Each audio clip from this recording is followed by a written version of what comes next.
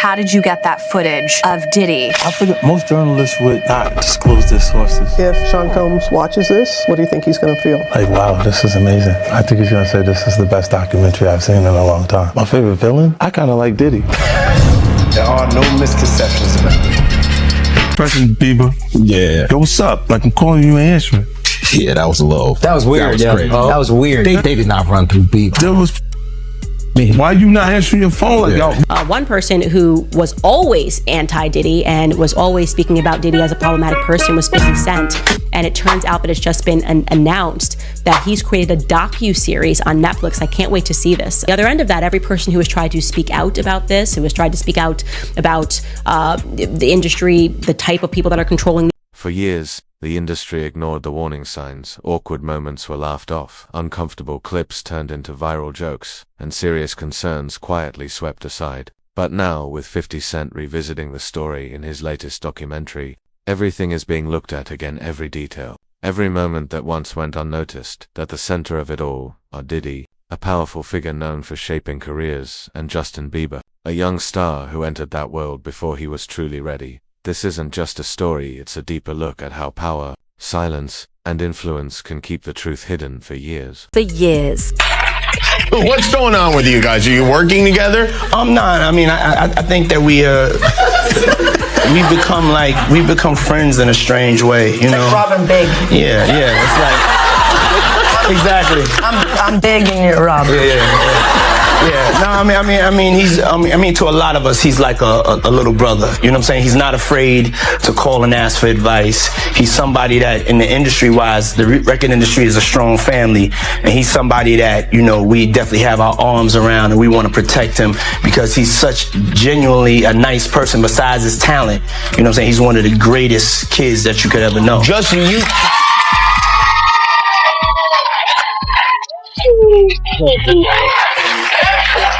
you know, Diddy bought his son a Bentley. Maybe, you know, he could buy you one also while you're out. Got me a Lamborghini. Oh, well, that's nice. I haven't gotten it yet, though. Yeah, I know. When is that coming, that Lamborghini? We talked about this last time. He had the Lamborghini for a day or two, and he got access to the house, and he knows better than to be talking about the things that he does with Big Brother Puff on national television. Justin Bieber's rise looked like a perfect modern fairy tale, but behind the spotlight was a far more unsettling reality. A young talent was navigating powerful adult systems with little real protection. Old footage and interviews reveal him in environments where status, access, and influence often outweighed healthy boundaries. At the time, these moments were brushed off as harmless parts of celebrity culture, rather than questioned as signs of dangerous exposure. But looking back, they point to something bigger, not just isolated incidents, but a pattern shaped by an industry conditioned to look the other way, and it leaves a difficult question hanging. When youth is traded for opportunity, who truly bears the cost? Doing, we can't really disclose, but it's definitely a 15-year-old's dream.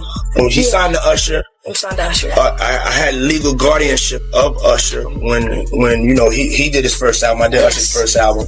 I don't have legal guardianship of him, but for the next 48 hours, he's with me. So and we gonna go full crazy. For years, 50 Cent positioned himself as an outsider to Diddy's inner circle, someone who understood the environment but chose not to be part of it. At the time, his warnings were largely dismissed as nothing more than personal rivalry or industry tension. But now, with growing legal pressure and a shift in public perception, those same words are being reconsidered with new weight. They highlight how warnings can exist long before the evidence catches up, and how criticism is often easiest to ignore when it comes from a voice people would rather not hear. It raises a deeper question. How many early signals are overlooked simply because of who delivers them? Usher, what Usher say? I seen some things I shouldn't have been seeing at that age. What does that tell you? That he's seen some things, he was around some things when he was young that he shouldn't have been at a Diddy party. So that's going to show you that there are certain things that are happening that's going on that here this kid was saying he shouldn't even seen it and been around it himself. So all the other celebrities who saw it and they stand quiet about it, ain't that in our culture? no snitching.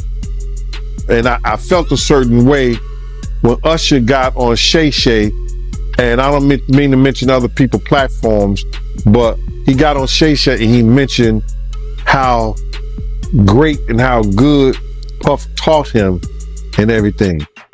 You know what I'm saying? About the business, right? I know, and people know, that was around that in that time that Puff and Usher did have a situation. And that situation led Usher to the hospital. Now I let Usher explain that to y'all. I let Usher tell that story. But how dare you say a man that groomed you gonna give him a pass? Bro, you know. Diddy's influence extended far beyond music. He had the power to shape who got access to the rooms, where careers either took off or quietly stalled, and Justin Bieber's proximity to that world exposed a deeper industry pattern, where opportunities flowed through powerful gatekeepers and private circles rather than clear, accountable systems. The deeper issue isn't just what may have happened behind closed doors. It's why accountability breaks down in a system where success is tied to proximity to power. In that environment, boundaries begin to blur, caution is often mistaken for weakness, and self-protection can be seen as a barrier to opportunity. At its core, the real conflict becomes clear: who actually has the power to say no and who ends up paying the price for having the courage to do so. So, man, you good? I'm good. How are you? All right, young brother, everything's good? Everything's Selling great. out arenas and everything? Starting to act different, huh? You ain't been calling me and hanging out the way we used to hang out. Well, I mean, you try to get in contact with me, through all my, partners and whatnot. Mm-hmm. But you never really got my number, so. Right, okay. My number? Yeah. I'm gonna tell you my number. Yeah.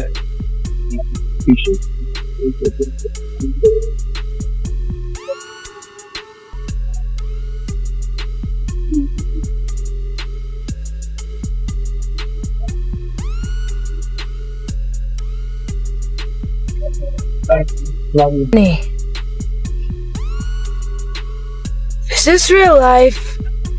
Yes, this is real life. I feel crazy. The world is spinning around me. Don't touch your stitches, Justin Bieber. Don't touch your stitches. What's happening?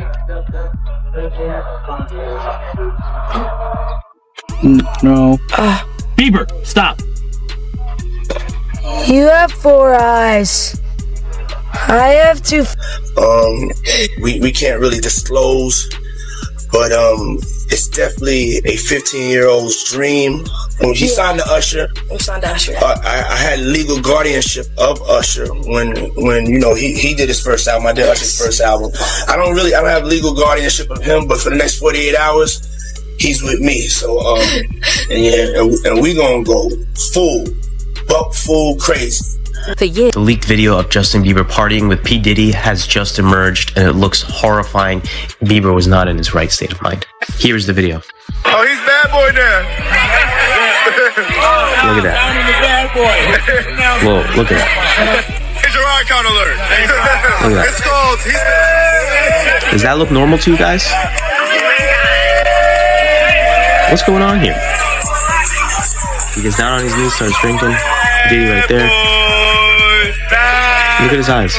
Long before Justin Bieber became a global star, Usher had already spoken about entering Diddy's circle as a teenager, and only later reflecting on the adult pressures that came with it. His experience points to an earlier precedent, when similar patterns surface across different generations. It suggests something deeper than coincidence. It signals a structural issue. Power and trust continue to pass forward without meaningful change, raising a critical question: why did the system remain the same when the next young artist stepped into that same path? Out of Usher, I wish somebody would come out and just sue him.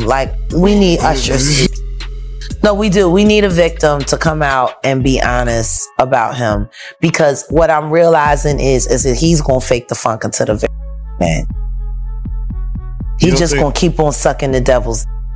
And I don't know, with a baby, that pacifier, sometimes you gotta pull it out.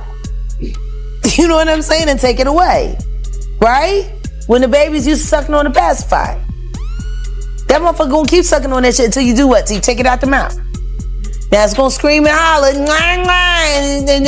but eventually it will get used to the fact that his mouth is no longer full with that object. And that it's time to just, learn how to live without it. He been sucking on Diddy's dick a long time. It's time for him to learn how to make this thing happen without the devil's dick in his mouth or ass. Oh, you don't think if he sued, he'll just Lil Woody the situation and I don't recall? I don't recall. No, because I think if a victim comes out against Usher, it'll show how egregious this shit is. Because if he can be a predator, then anybody can be a predator. As scrutiny around Diddy intensified, many former allies chose silence while 50 Cent continued to speak out. It exposed an unspoken industry code where speaking up can cost relationships, and staying quiet helps preserve them. In that environment, loyalty and self-preservation start to blur together. Honesty isn't just a moral choice, it becomes a professional risk. And it raises a difficult question. Can true accountability ever exist in a system where telling the truth might threaten survival? They got rushed to the hospital. They're not seeing what the intentions was in his heart when he took Justin Bieber there. Oh. Let's be honest. He took Justin Bieber there. Diddy had been trying to get to Bieber for a minute. And his management was backing him off. But it wasn't until Usher took over management and had guardianship and gave temporary guardianship to the diddler for 48 hours. Think about that. He had already been to the hospital. That situation that Gene was talking about. And you still took Bieber there. But you got custody of him first. Yeah. Diddy had already tried.